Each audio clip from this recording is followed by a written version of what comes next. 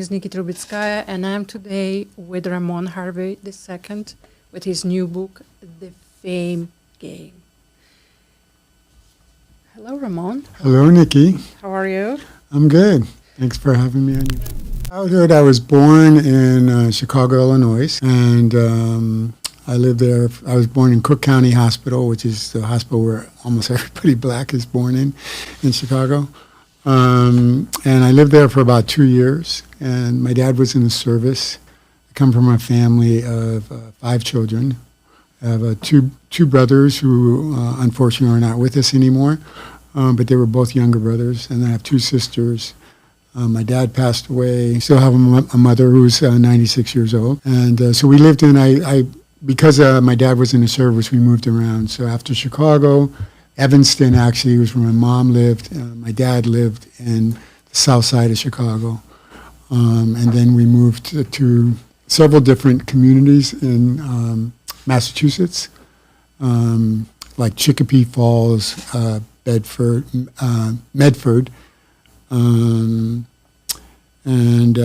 was a place that I lived and went to school there for a while. And then Springfield, ended up going to, I think I was in maybe 2nd or 3rd grade in Springfield. And it was, at that time, this was in the 60s, or just maybe late 50s, late 50s. They had their first integrated elementary school, which actually ended up being right across the street from where I lived. So there was one area for black people that we lived in, and then there was another place for white people that lived up on a hill. They created a ramp to connect us, and they created this elementary school, Margaret C. Ells Elementary School. So that's where I went to elementary school. And then my dad got transferred to Vandenberg Air Force Base, and it was there that Vandenberg was the number 1 strategic Air Force Base command center in the U.S., and they did all the Sputnik, the missiles testing. So that was a big thing to come to Lompoc and see a missile go off. And it was also known for Valley of the Flowers. W.C. Fields actually did a movie there, and it also had a prison where a lot of people from Watergate stayed in the prison. In fact, when I played baseball in high school, we used to have umpires that were ex-cons, and they would give them an opportunity to do this, So our coach would just say, I want you guys to know today our umps are from Lompoc Prison, so don't mess around with them. So, so that I lived in Lompoc's about 60 miles north of Santa Barbara. So I grew up, we moved out there when I was in junior high school. So I went there in junior high school. And I like California, but it was a lot different living on the East Coast and going to a place where there's no snow. I grew up playing hockey and sledding and, ice skating and all that stuff. And in California. It's pretty far from place where you were born to London, manage. Yeah, London was my career really started in. Work in PR, huge company. Yeah. And you were in your 20s. Yeah. So how did you? Be perfectly honest, it happened quite by accident. I ended up going to London because a friend of mine that I went to college with told me that they were hiring men and black people for the first time at Pan Am Airlines. And she was already a stewardess there. She had been working there. She was 1 year ahead of me. And I said, well, what do you do? I mean, I hadn't even flown that much at that time in my life. So it's a fun job. You get to stay in all the best hotels and everything. At that time, Pan Am was the best airline in the world, and it was the first international air carrier. So the idea of being able to travel around the world was really appealing to me, and so that's why I went to London, was just to travel and also get paid to travel, which was an extra bonus. So instead of backpacking or which a lot of people in the 70s were doing that, they were. So I had a really great time, and while I was over there, I got laid off, and when I got laid off is when I was dating a singer, and she told me that her agent was looking for someone to do some writing and developed a publicity department for them. It was a company called Starlight Artists. And they had, the biggest group they had at the time was a group called the Bay City Rollers. And the Bay City Rollers were supposed to be the next Beatles, the next coming of the Beatles. They weren't anywhere near as close as the Beatles, but they were really a big pop group at the time. So I ended up going there, and that was my entree into the music business. And then I ended up editing a couple of music magazines, and then I had been there for 4 years, and I really liked London a lot, but I had to make a decision: do I stay here, or do I go home? And I was having a good time, but I wasn't. I just felt like it's time to go back to the States and see what I can do there. So that's how I got back and started my music career in the U.S. working for Motown Records, and then the big PR company where I met a lot of the most famous people that I ended up working with. And then by the time I was 30, that's when I went out on my own and have been an entrepreneur ever since then. So you basically know about this business in and out. Yeah, I've been very, very fortunate. One of the things about fame is that, fame, I don't believe that fame... What is fame? Fame is an accolade that I think you earn when you become successful. It's not guaranteed. There's a lot of successful people that never become famous. But it isn't something that I think is a destination. So people can aspire to be famous, but I think if that's all you want, but you're not really put in the time and the effort to be successful, then the likelihood that you're going to become fame is not going to be realistic. And also, fame is very fleeting, and it's not sustainable, at least not on the same level.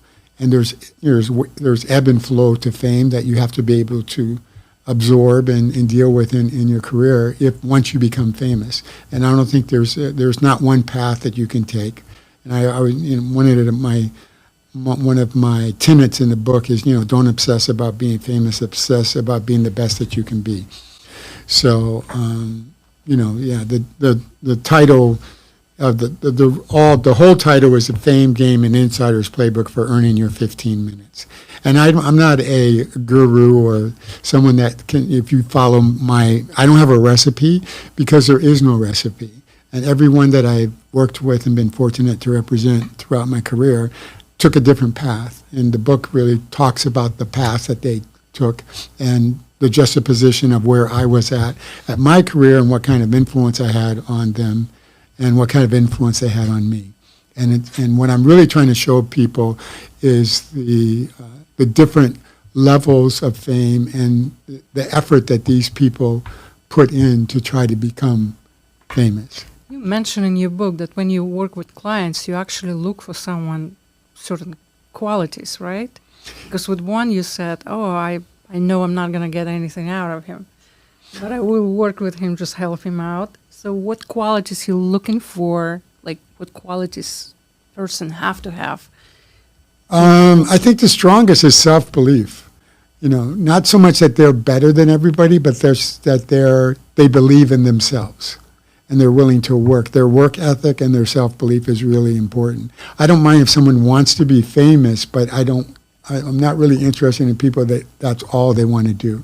So that if they're really focused on their talent and honing their talent and really understanding the business, that's more appealing to me than just, they might look good, they might sing good, but if they don't have, I like to call it or in our industry we say like an it factor, and that it factor comes from, it's almost organic, it's something, like if a woman is a sex symbol, there's probably nothing she can do, it's just who she is. It's really difficult to manufacture certain types of personalities. You either have it or you don't. You can refine it and you can develop it, but a lot of the intangibles that I think go with being successful and becoming famous in the entertainment business are not things that you just can manifest out of osmosis in the sky or whatever. So you really just look for someone that I think is balanced between, and that you can, it's like a marriage, when you're a publicist or a manager, and those have been my two biggest roles. I'm just trying to find people where we complement each other and we believe in each other's, we trust and we believe in each other that we can help. I'm going to do my part and I need you to do your part. And I think when you have that synergy, then a lot is possible. You can move mountains sometimes. You know how to work with contracts, right? So what to look in contract for young interpreters right now to sign a contract with new, with the agency, with PR agent, with management, or even with people who you're going to advertise, how to read the contracts? You're the one who was reading contracts, right? I'm reading contracts, and I have a great understanding of it because I'm a seasoned veteran now. But I always tell young people coming into the business that they should have an attorney. Okay. Even on my level, I understand contracts a lot, and I will tell my clients, this is what I think I can get for you. This is what I think we need to get the lawyer to do. So I'm basically managing the lawyer somewhat, but I'm collaborating with him. But he's the legal. So if shit hits the fan, then it's his responsibility to deal with those things. And I think that I've seen so many cases where young people will sign agreements that they don't have any clue or understand. They didn't consult with anybody who really has knowledge. And sometimes you can get the wrong people. So you really have to do your homework, maybe get a couple of references. But a lawyer, I think, is mandatory for all the contracts that you just named. If you're going to sign a record deal, if you're going to sign a TV deal, if you're going to sign a movie deal, if you're going to co-write a song with someone, if you're going to co-produce a song with someone, if you're going to do a tour, all of these things have legal ramifications that will define, how much money you make when you get it, how much control you have, how much control the other party has. So these contracts are very binding, and the problem with contracts and why people don't understand the importance of making sure it's right at the beginning is because while everything is going great, you never look at your contract. It sits in a drawer or whatever, but when shit hits the fan, first thing is, where's my contract? Where's my contract? Right. Then that's when you find out, oh, wow, you signed your rights away to this. Oh, you signed your rights away for that. And then it's way too late. And so that's why that first step is when you think you're about to sign something with something that, with someone or a company or with another individual that's going to be, life-changing, career-changing, get a lawyer. And find a good one, that can consult you and tell you what leverage you have and what leverage you don't have, because that's what really contracts are about, leveraging whatever you have at that time, and then it's also about understanding what can be negotiated. And my approach to negotiation is that you can't win all the time. So when I negotiate, I always am willing to give up a couple of things that I think, because the other person I'm negotiating with, they're usually talking to someone else, and they're going to say, well, what did we get out of this? So you have to give them a couple of, tokens of appreciation, like, okay, look, you can have this and this, but I really need that. And that's how I think really good strategic negotiation takes place. It's a give and take. You can't win every single point. As you get more and more successful, you can win more points. But when you're starting off, you're not going to get, you're not going to win every single point. So you have to really pick the things that are most important to you. In PR, for example, to look for a company, I know that it's like a retainer, right? Like lawyers. So yeah. If I'm a client, for example, and I look for a company, what to look for? Because I had how it works is by the hour, by the work is done, how usually legit companies, PR companies working. Yeah, most legit PR companies will, they require a minimum requirement, and it's monthly usually. And usually it's not less than 3 months. A lot of them want to do 6 months.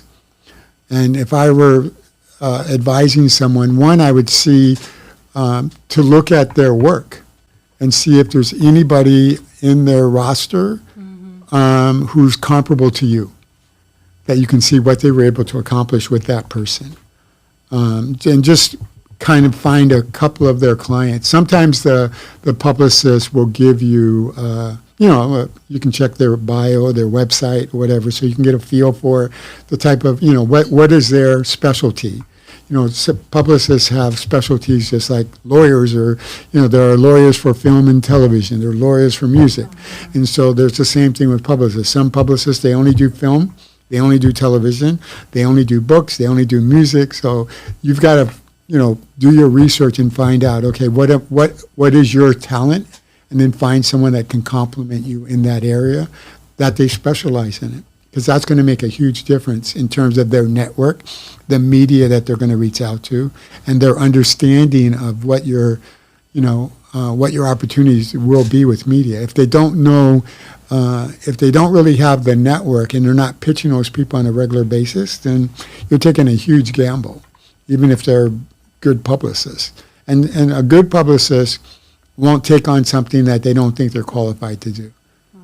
They just say, this is not really my thing, but maybe, there's another company that I could recommend you to. A good publicist will do that. A bad publicist will take the money and screw you over and then say, hey, sorry, I wasn't lucky, wasn't able to get anything. When they knew that, they may have known that in the beginning, but, that happens too. So I think just familiarity with that person, and then also to every publicist in the business will agree to put together some form of campaign, a proposal. Get something in writing. Don't accept a verbal, I think I can get you this or that. You really should have, a strategic plan written in writing that you can go over with that person before you pay them any money. And that becomes a template for you to follow up with each other. Like, okay, in month 1, we were supposed to do this. None of this has happened. Month 2, what are you going to be able to do anything that we have down for month 2? So it's a check and balance, and that's why you have to have, everything in our business should be in writing. I can't emphasize that enough. So many people, I talked to this guy and he said, we're going to write this song. Did you get it in writing? No. Well, then you don't have it. Because you can't go into court or anywhere else. You can't contest anything that's not in writing. You have a chance to win a case or to file a lawsuit if something is in writing, and a judge can actually see it. Or but if if it's verbal word against, you're stuck in the mud. It's like you're not going to ever have a chance to win. So everything, our business is tied to writing, the contracts, all that stuff. Every person, every service that you pay money for, you should have something in writing for that.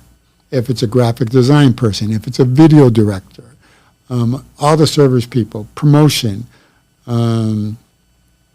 playlist, if you're trying to get songs on a playlist, there's got to be some guaranteed commitment of services. Why am I paying you this money? Because it's all, all these services require payments of some sort. So what is agent versus manager? What's the responsibilities? What's the differences? The biggest difference is as a manager, I'm an orchestrator of the whole team.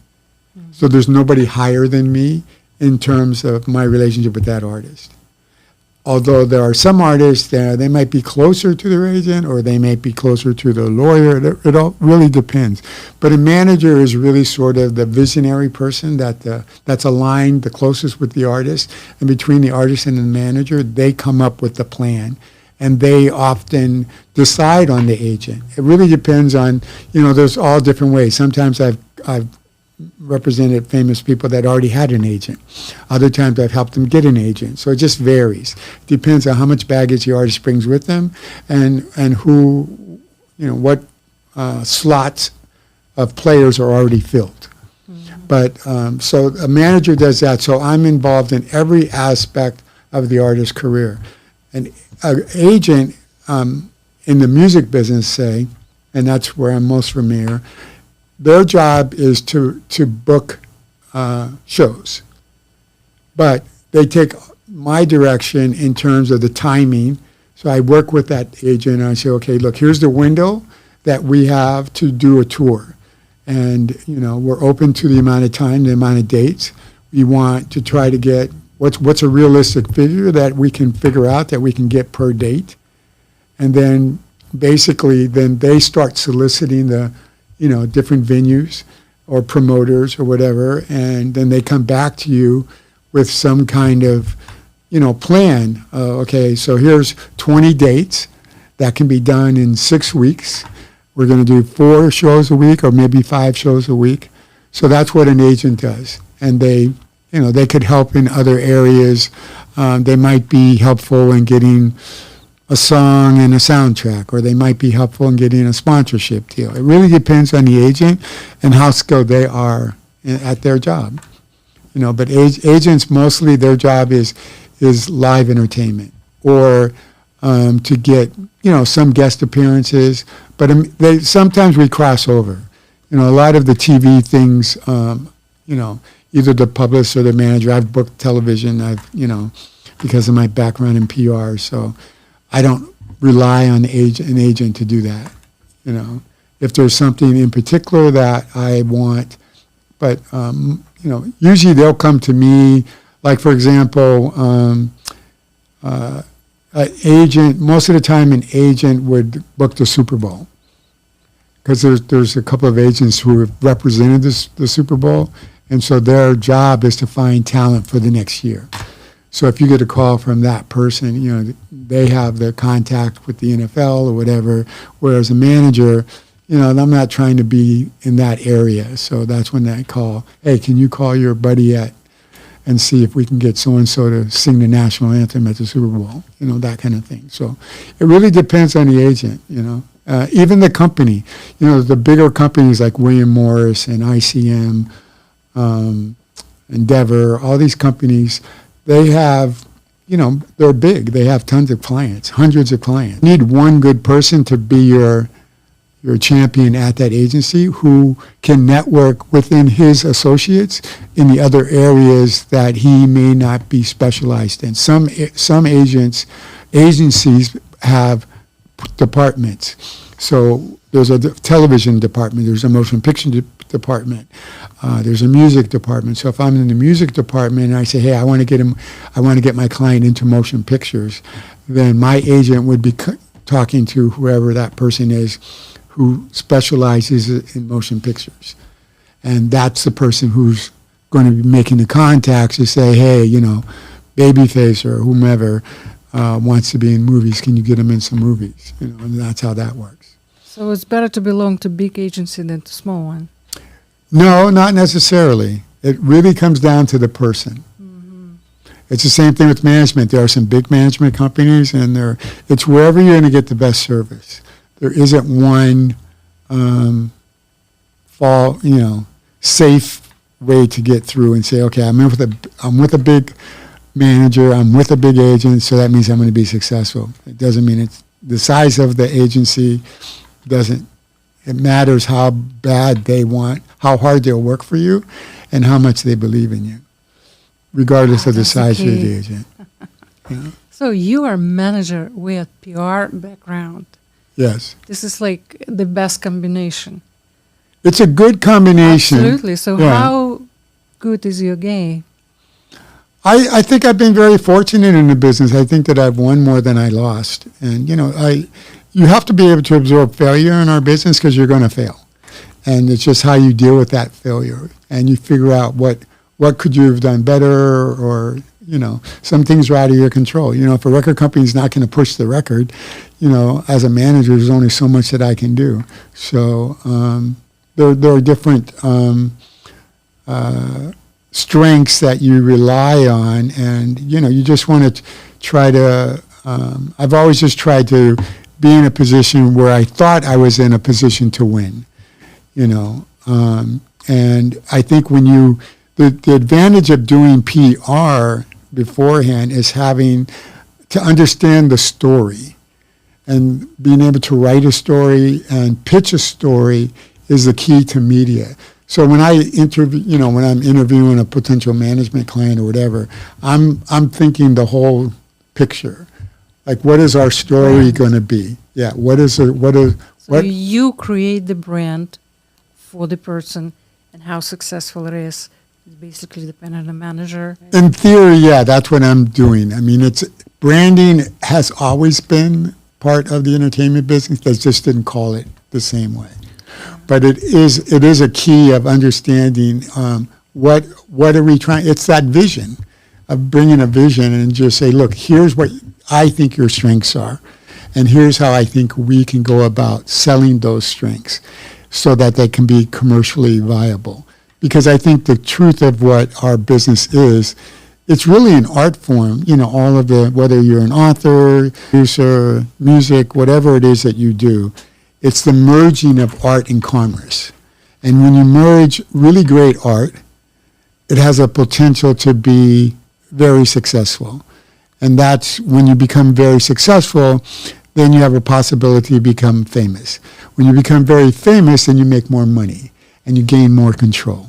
So everything is like a step ladder. It's like you get to base 1, base 2, base 3, base 4. And then when you get to the top, then it's just like, okay, now I have to figure out, how do I sustain this? How do I top myself? How can I continue to challenge myself? How can I make sure that I don't burn out? How do I make sure that I don't burn bridges? Those kinds of things come into effect when you all of a sudden, and do you have the emotional stability, the psychological ability to deal with whatever level of success that you've had. And I found in my career, there's been a lot of people that when they get to the top, they can't deal.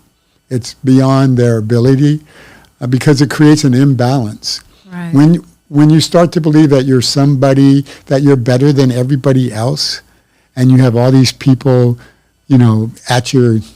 on their knees, trying to do everything to please you, and every restaurant you go to, they're moving mountains to have you come, you get spoiled. And if you don't have, if you're not grounded and you start to really buy into this false sense of, But you work with most famous artists in the planet, And reading your book, you're very humble. Well, I think you have to be humble because it's really... It's like, I love it. There's everybody and that's really the key. I would say if you ever get a chance to be famous, stay humble because you're no different than the next person. You have a little bit more, people know more about you, but you're made up the same way every other human is. And that's how I've always looked at the business, no matter how famous they were or whatever. To me, hey, this is work. This is what I do. Who's been the easiest? I have no clue. I don't think I've met anyone who was easy, to be honest. Everybody has issues, everyone has. I have issues, we all have issues. So has it ever been really easy? There have been parts of my relationships with people that have been easy, but I wouldn't say that the whole thing was easy. Did you ever date a client? Yeah, I married a client. So that's the worst thing you can do in our business, marry a client. Did you lose your 10%? Well, she eventually fired me, so I lost everything. But, I have no regrets. She's the mother of my children, and we have 3 beautiful children. I'm a grandparent now. We have a grandson. And we had a lot of success together. So I don't really have any regrets about it. I don't know if I would do it again in the same way, but I don't regret what I did. Also, in your book, it was interesting. I want to ask you, did you get that $4,000 back?